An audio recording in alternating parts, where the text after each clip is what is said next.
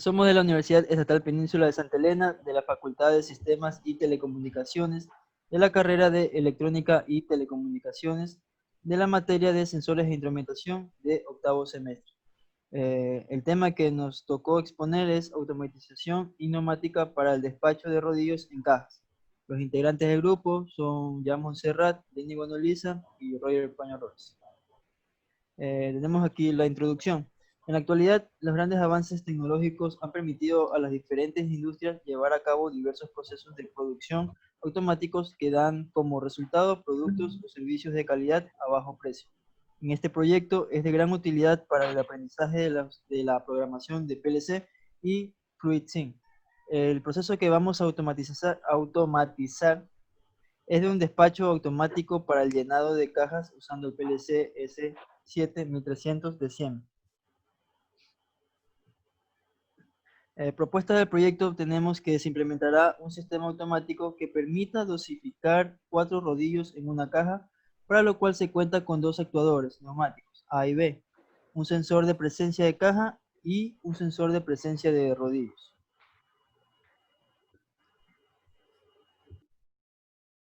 Como justificación del proyecto tenemos que debido a la emergencia sanitaria a nivel mundial, el trabajo y estudio han tenido limitaciones para su desarrollo, mencionada situación generó que para los estudiantes universitarios adapten nuevas metodologías de trabajo para la comprobación de sus estudios. Este proyecto está dirigido a cumplir objetivos del sílabus de la materia de sensores e instrumentación, asignatura que contribuye en conocimientos prácticos y teóricos del estudiante. Como objetivo general tenemos que diseñar y simular un despacho automático para el llenado de cajas usando un PLC 1300 de Siemens. El objetivo específico: diseñar y programar la lógica de programación para el despacho de cajas de forma automática, usando el software PIA Portal de Siemens. Realizar el circuito neumático con su respectivo esquemático y conexiones del mismo, usando el software de Festo FluidSync. Investigar los elementos neumáticos y electrónicos del sistema a implementar y realizar la simulación del sistema comunicando el software TIA Portal B14 y el software Festo FluidSync B4.2. Tenemos cilindros de doble efecto. Los cilindros de doble efecto son capaces de producir trabajo útil en dos sentidos, ya que disponen de una fuerza activa tanto en avance como en retroceso. Se construyen siempre en formas de cilindros de émbolo y poseen dos tomas para aire comprimido, cada una de ellas situada en una de las tapas del cilindro. Se emplean en los casos en los que el émbolo tiene que realizar también una función en su retorno a la posición inicial. La carrera de estos cilindros suele ser más larga, hasta 200 milímetros, que en los cilindros de simple efecto. Hay que tener en cuenta el pandeo o curvamiento que puede sufrir el vástago en su posición externa. Cuando el aire comprimido entra por la toma situada en la parte posterior 1, desplaza el émbolo y hace salir el vástago. Para que el émbolo retorne a su posición inicial, retroceso, se introduce aire por la toma situada en la tapa delantera 2. De esta manera, la presión actúa en la cara del émbolo en la que está sujeta el vástago, lo que hace que la presión de trabajo sea algo menor debido a que la superficie de aplicación es más pequeña. Hay que tener en cuenta que en este caso el volumen del aire es menor, puesto que el vástago también ocupa volumen. Siguiente. Tenemos lo que es las válvulas direccionales de 5 vías. Estas válvulas se utilizan cuando se necesitan presiones de entrada de dos diferentes niveles. En lugar de una válvula de 5 vías, también se puede utilizar una válvula de 4 vías, con un regulador de presión en la línea de entrada, y una válvula de retención para el flujo en dirección de reversa. Estas válvulas se utilizan en su mayoría para aire comprimido y tienen 5 puertos, 2 entradas P1 y P2, y 2 puertos de salida A y B, y en un puerto común de escape para ambas salidas, que sería E. En la imagen que podemos ver en la izquierda, se muestra esta válvula cuando la presión entra por el puerto 1, o sea P1, sale al extremo ciego del cilindro A, y al extenderse el cilindro, el flujo pasa por el puerto B, y de ahí se va al escape E. El cuerpo P2 está bloqueado. Ahora en la imagen de la derecha, el puerto P1 podemos ver que está bloqueado y el flujo pasa por el puerto P2, cuya presión ha sido previamente regulada por el regulador de presión. De ahí va el puerto salida B. De ahí al extremo del vástago, el cilindro se retrae y el flujo pasa por el puerto A y de ahí al escape. Estas válvulas son utilizadas para que haya alta presión en una dirección y presión reducida en la otra dirección. Un ejemplo común es la operación de un cilindro de aire, el cual se utiliza para mover una compuerta. La compuerta necesita 3 a 5 veces mayor presión para ser abierta que para ser cerrada. Cuando se cierra, se ajusta a una cavidad y si se aplicara demasiada fuerza, la compuerta o la cavidad se podrían dañar o la compuerta podría quedar pegada a la cavidad. Válvula de estrangulación y antirretorno.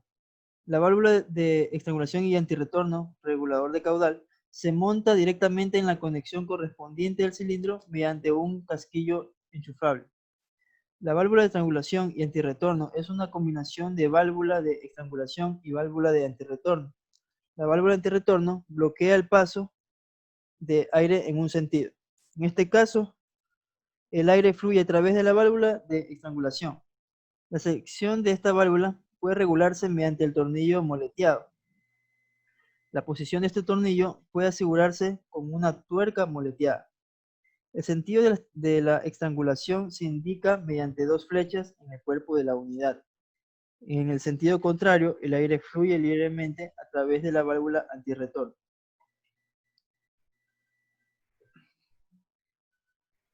Sensor capacitivo. Los sensores capacitivos pues, son un tipo de sensor eléctrico que reaccionan ante metales y no metales que al aproximarse a la superficie activa sobrepasan una determinada capacidad.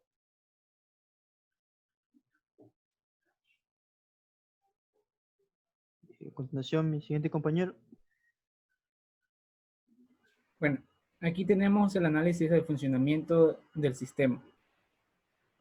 Como nuestro sistema consta del inicio y de 4 etapas. En la etapa 1 tenemos lo que es el funcionamiento que se inicia con la etapa anterior. A su vez activa un sensor y un sensor de caja y a su vez también el final de carrera del cilindro A. A su vez también desactiva la etapa 4, que es el bucle de nuestro sistema, activando nuestra etapa 1.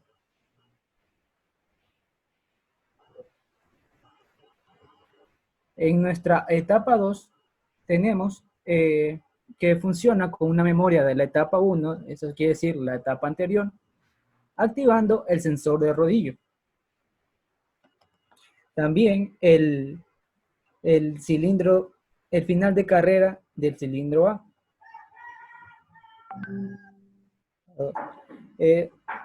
También el cilindro B, activando el final de carrera, que es lo que hace que con nuestro sensor de rodillo pueda caer los rodillos a la caja. A su vez, esto también activa un contador que está seteado con 4 veces, contando desde 0 a 3. Reseteando la etapa 1 y luego activando la etapa 2 para terminar ese proceso, reseteando la etapa 3. En nuestra etapa 3 tiene el funcionamiento de la etapa 2, de la memoria de la etapa 2, activando nuestro cilindro del final de carrera 2, reseteando la etapa 2. A su vez, esto activa nuestra etapa 3.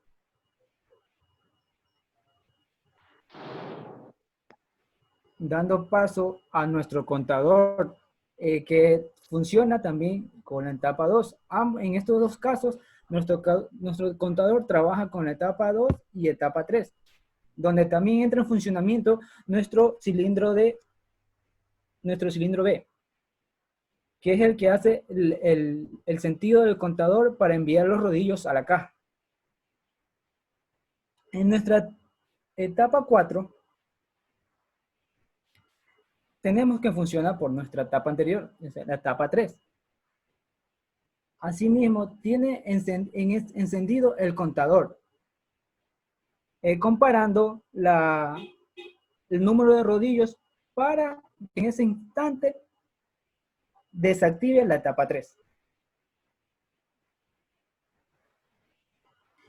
Asimismo, tenemos nuestros sistemas de potencia, que son lo que hace que active y desactive las válvulas de nuestras etapas, para que pueda comenzar a trabajar nuestro sistema.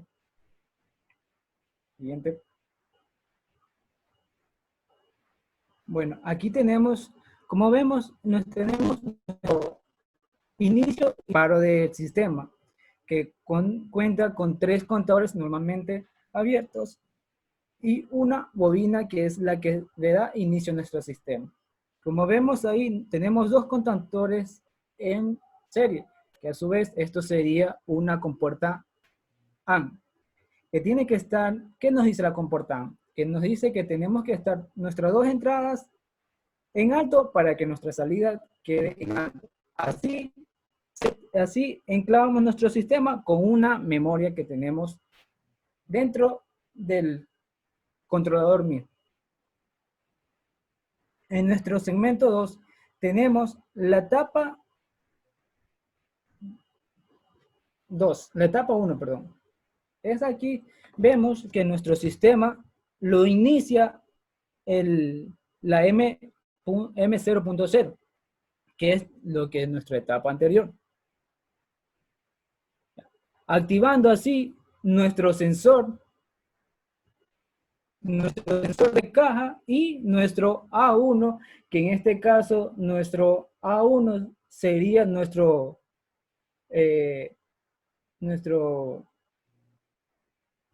final de carrera. Activando en sí, entrando, que se active el pistón y empuje la caja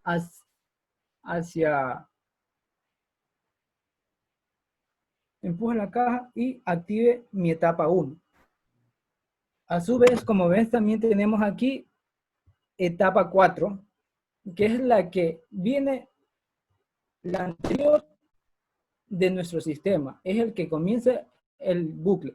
Y como vemos aquí que tenemos una bifurcación, le da energía a la etapa 4, y como tenemos una salida con memoria, que en este caso es M0.4, resetea nuestro sistema de la etapa 4, haciéndola parar y que solo funcione nuestra etapa 1. Y a su vez, nuestra etapa 1 con el sensor S1 y A1. A su vez, esto queda enclavado en nuestro sistema. En nuestra etapa 2, tenemos que funciona así mismo con la etapa 1, con la memoria de la etapa 1. Ya, activando nuestro sensor 2, que es el sensor de rodillo, nuestro A2, que es el final de carrera del cilindro A, y nuestro B, que es el final de carrera del cilindro B, haciendo a su vez que active nuestra etapa 2. Y como etapa 2, y como vemos también que tenemos un sistema OR con nuestra etapa 3 que depende del reseteo de mi memoria en la etapa 3 para que pare el sistema anterior.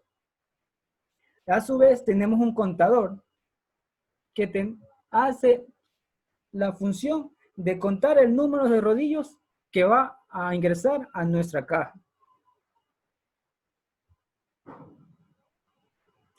Por ende, reseteamos la etapa 1. En nuestra siguiente etapa tenemos la etapa 4, que funciona con nuestra memoria de la etapa 2. A su vez, activa nuestro final de carrera del cilindro B. Y esto hace que nos ponga en marcha, nos setee la etapa 3 y resetee la etapa 2. La etapa 3 conforma cuando trabaja nuestro cilindro B. Cuando le da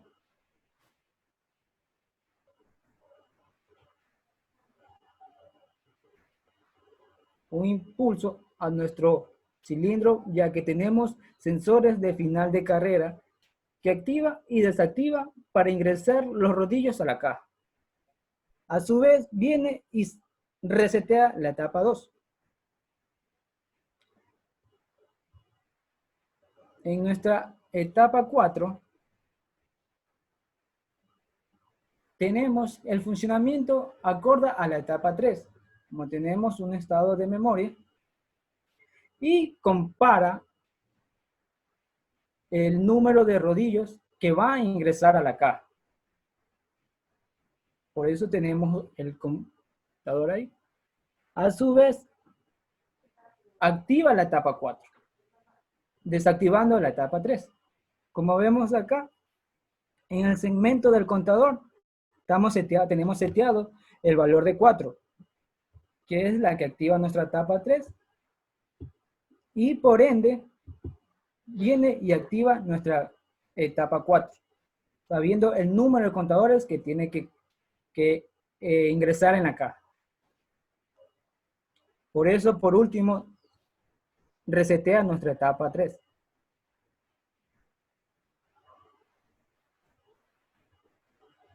Aquí tenemos nuestro sistema de potencia. En nuestro segmento de potencia A, tenemos que se activa la etapa 1. Esto a su vez activa la salida Y1A, que es la salida de la válvula A, que nos indica que el final de carrera hace que accione y entre y empuje la caja a la posición donde va a estar contando el sensor de rodillos. En nuestro segmento 7 de potencia B+, trabaja en conjunto con nuestro segmento B8 de B-. ¿Por qué? Porque en ese instante tenemos que trabajar el cilindro B, ya que por esto funciona a medida que en la etapa 2 activa Y2B, que hace que nuestro pistón empuje el cilindro hacia la caja y vuelta regresa a su estado inicial, que es donde resetea YB2. Y es así que se cumple nuestro bucle contando 4 veces hasta que se llene nuestra caja. Por eso tenemos aquí, como vemos, la ecuación de movimiento, donde vemos que B+ es la que sale y B- es la que entra, haciendo que se encierre en ese bucle y llene la caja con 4 rodillos. En nuestro segmento A- tenemos que activa la etapa 4, pero a su vez también resetea Y1A, que en este caso vendría a ser nuestro cilindro A, que hace que la caja regrese a su estado inicial. Y de acuerdo a esto, como vemos, inicia otra vez nuestro bucle, donde se comienza a repetir nuestro sistema, del llenado de los rodillos en la caja.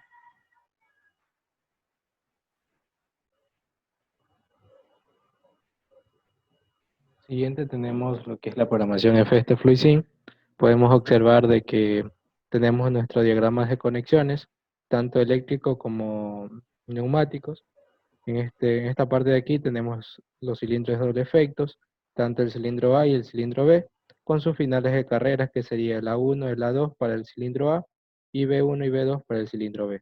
También poseen unas válvulas antirretorno que me ayudan a poder regular la velocidad que van a tener estos finales de carreras al momento de su funcionamiento.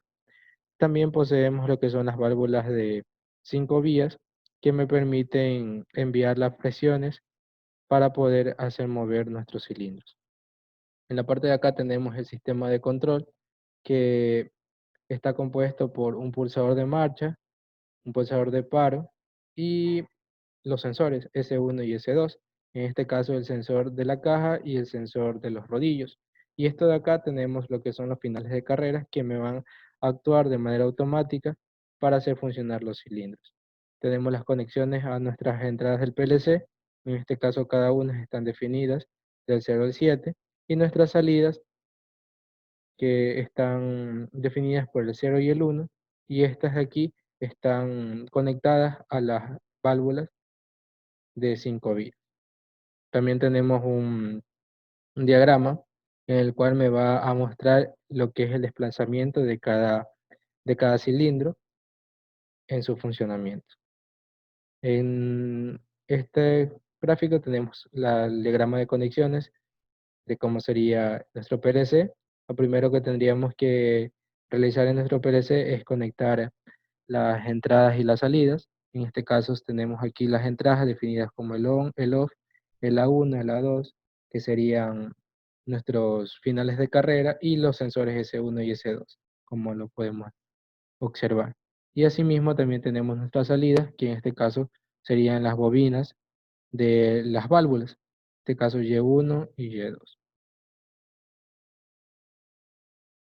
Bueno, con respecto a la comunicación entre los dos software, se utilizó el software TIA Portal V14 y el software Festo FluidSync. Para esto, tenemos que abrir nuestros dos software. Primero tendremos que colocar nuestro software FluidSync en comunicación OPC, como los vemos de esta manera, en modo OPC. Esto va a hacer de que se active este comunicador que va a hacer el enlace para el software TIAPort. Entonces en este momento podemos darnos cuenta que en nuestras salidas está activado este comunicador, que es el OPC. Le damos clic en simular y damos cuenta que ya está listo para poder funcionar. En este caso me sale una opción en la que podemos ver de que nuestro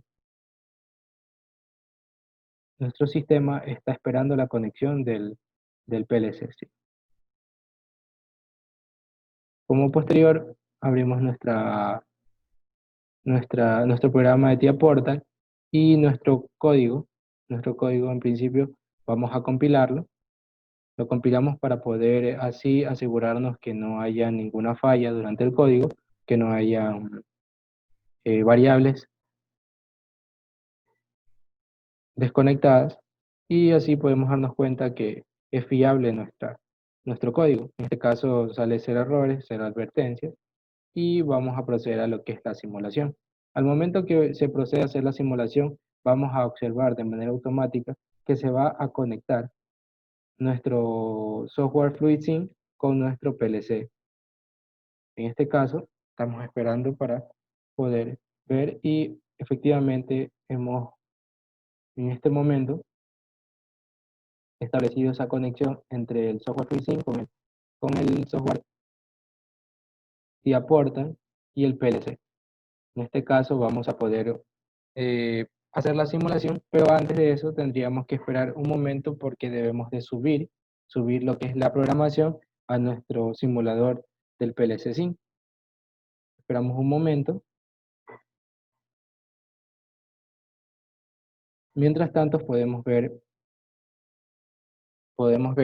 en nuestra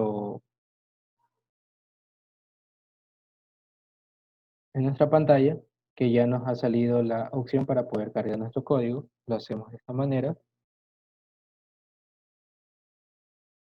Para poder observar también el funcionamiento de nuestro sistema, le damos en esa opción y esperamos un momento. Como podemos ver, en este punto tenemos apagado nuestro PLC. Al momento que vamos a encender nuestro PLC, vamos a darnos cuenta de que se van a activar estas salidas. En este caso, tenemos las entradas. Tenemos las entradas 1, 2 y 4 activadas, como podemos verlo aquí, 1, 2 y 4. Pero en nuestro PLC aún todavía no ha reconocido esas entradas, por lo que está apagado. Al momento que vamos a encender, van a aparecer esas entradas activadas en esta pantalla, que significan las entradas de los sensores e interruptores y finales de carrera. En este caso, tenemos que activar nuestros sensores, asumiendo que ya están en funcionamiento, y asimismo podemos darnos cuenta que se han activado estas dos partes, que es el 6 y el 7. 6 y 7 están activados. De esta manera vamos a darle run a nuestro proyecto y automáticamente nos damos cuenta de que comienza a hacer la comunicación entre estos dos software. Nos damos cuenta que tenemos activadas las entradas 1, 2, 4, 6 y 7, y en nuestro PLC SIM también tenemos activadas esas entradas 1, 2, 4, 6 y 7. Podemos darnos cuenta también en nuestro comunicador OPC también que tenemos activadas esas entradas que corresponden. Para esto vamos a hacer la simulación en este momento. Cabe recalcar de que nuestro sistema tiene el pulsador de marcha definido como on y nuestro pulsador de paro definido como off. Entonces vamos a este momento a ver la simulación y podemos darnos cuenta que comienzan a funcionar nuestro sistema. Durante el funcionamiento de nuestro sistema podemos observar cuál es el desplazamiento de la válvula B y la válvula A. En este caso vamos a parar nuestro sistema. Correcto, para nuestro sistema, y podemos darnos cuenta en esta parte el desplazamiento tanto de la válvula A como la válvula B. Como acabamos de decir en la programación, la válvula A va a dar un desplazamiento que va a permitir expulsar la caja para que posteriormente la válvula B pueda llenar esa caja con los rodillos definido como 4 en el contador. Por eso podemos observar que mientras el desplazamiento en la válvula B se lo realiza 4 veces, la válvula A lo realiza una vez. Y esto es la simulación que tenemos con respecto al proyecto.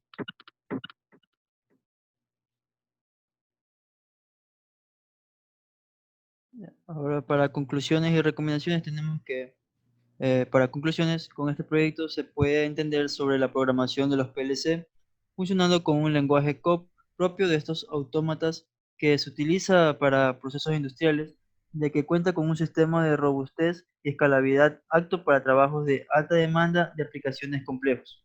Se pudo hacer la conexión del TIA Portal con el programa FluentSync para la simulación del proyecto y así ver paso a paso el funcionamiento de cada componente utilizado. Como recomendaciones tenemos que se recomienda utilizar una máquina que tenga la suficiente capacidad para poder instalar el TIA Portal, ya que hace que la máquina se torne lenta y tengamos problemas al momento de compilar el programa. Se recomienda conocer el trabajo de los componentes de neumática que se utilizan en el programa FluentSync. Y con esto concluye nuestra presentación del proyecto de la materia de sensores e instrumentación. Gracias.